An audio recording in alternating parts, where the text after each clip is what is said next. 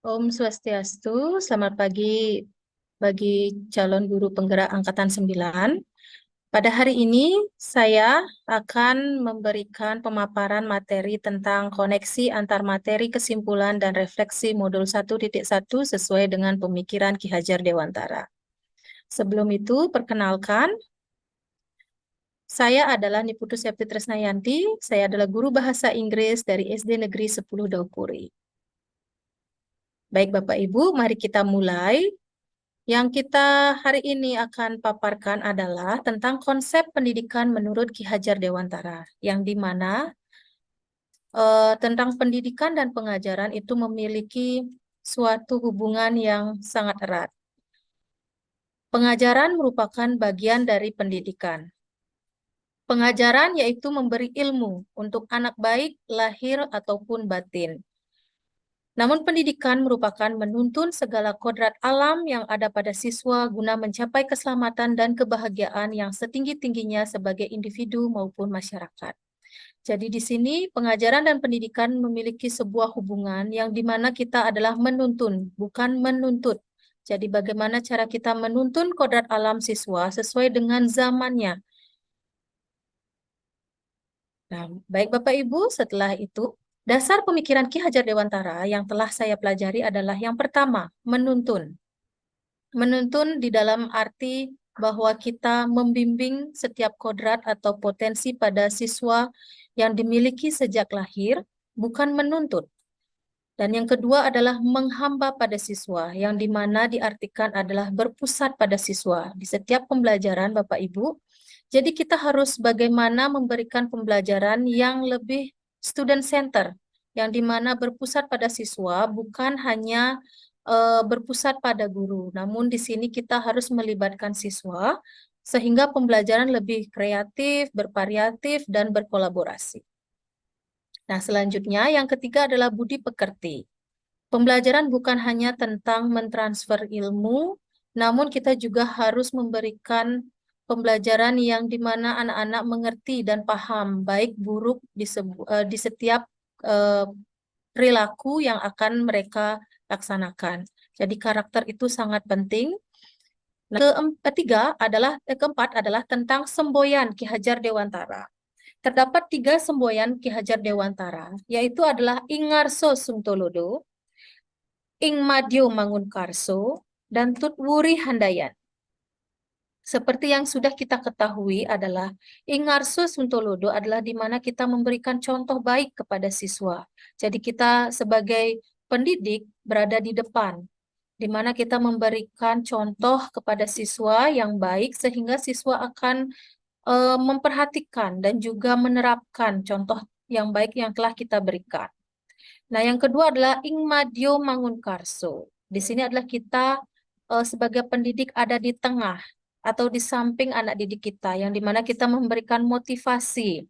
Jadi ketika anak siswa didik kita memerlukan kita, kita ada di samping mereka sehingga kita bisa memberikan motivasi untuk di setiap pembelajaran. Dan yang ketiga adalah Tutwuri Handayani. Jadi di sini Tutwuri Handayani yang dimana diartikan adalah kita memberikan dorongan. Dorongan di setiap pembelajaran sehingga siswa akan berani, mampu memberikan ide-ide atau potensi yang dimiliki pada siswa tersebut. Nah, dasar pendidikan Ki Hajar Dewantara yang terakhir yang setelah saya pahami adalah tentang asas trikon, yang dimana continue merupakan adalah pendidikan yang dilakukan secara terus-menerus. Jadi kita tentu walaupun ada perubahan zaman, kita akan terus melakukan pendidikan tersebut secara terus-menerus. Dan yang kedua adalah konvergen, yang dimana kita melakukan pendidikan sesuai dengan sumber pembelajaran dari berbagai sumber, sehingga kita tidak hanya mentok satu sumber pembelajaran, namun kita bisa mengambil dari berbagai sumber. Dan yang terakhir adalah konsentris, yang dimana konsentris adalah memberikan pembelajaran yang sesuai dengan diri kita masing-masing. Nah, di sana adalah pemikiran tentang Ki Hajar Dewantara yang sudah saya pelajari di modul 1.1. Nah, selanjutnya ada 3 pertanyaan pemantik yang telah saya pelajari. Yang pertama adalah apa yang Anda percaya tentang murid dan pembelajaran di kelas sebelum Anda mempelajari modul 1.1. Yang kedua adalah apa yang berubah dari pemikiran atau perilaku Anda setelah mempelajari modul ini. Dan yang ketiga adalah apa yang dapat segera Anda terapkan lebih baik agar kelas Anda mencerminkan pemikiran Ki Hajar Dewantara. Nah, jadi yang pertama adalah yang saya percaya tentang murid dan pembelajaran di kelas sebelum saya mempelajari modul 1.1 ada 3 hal yang sangat membekas di pikiran saya.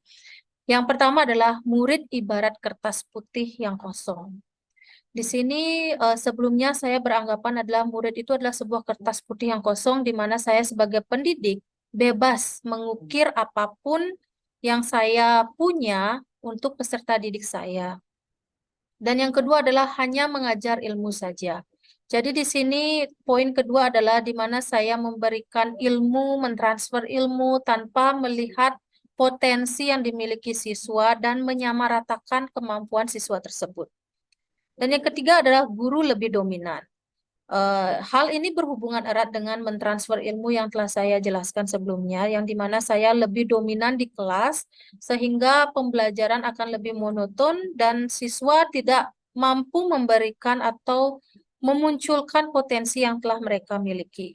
Nah, jadi tiga poin tersebut yang saya pelajari tentang murid dan pembelajaran sebelum saya mempelajari modul 1.1.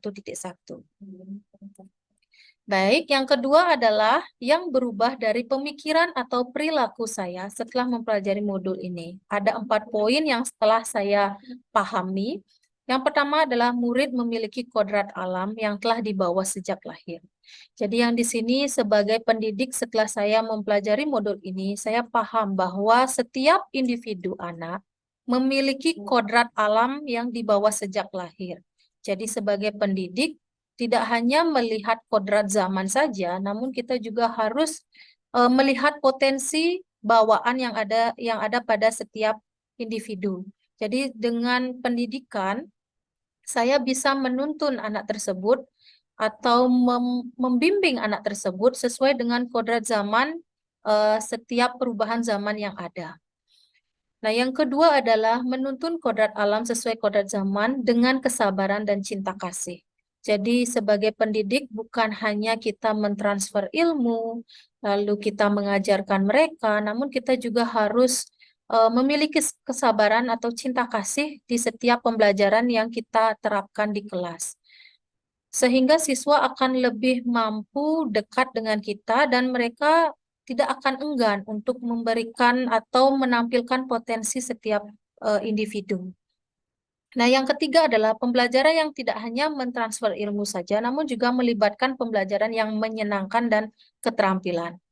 Jadi pembelajaran yang telah saya sampaikan juga sebelumnya bukan hanya tentang mentransfer ilmu, namun juga melibatkan pembelajaran yang menyenangkan dan memunculkan potensi-potensi yang ada pada siswa. Jadi pembelajaran yang menyenangkan akan mampu membuat siswa lebih aktif di kelas dan juga keterampilan itu akan memberikan gambaran potensi apa yang siswa tersebut miliki.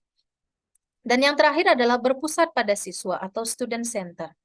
Jadi pembelajaran setelah mempelajari modul ini, saya paham bahwa pembelajaran itu sepatutnya adalah berpusat pada siswa, sehingga siswa akan lebih aktif di kelas dan memberikan atau menampilkan potensi yang dimiliki siswa, sehingga kita mampu menuntun mereka, sehingga siswa tersebut lebih mampu berkomunikasi, lebih kreatif, terus juga mampu berkolaborasi.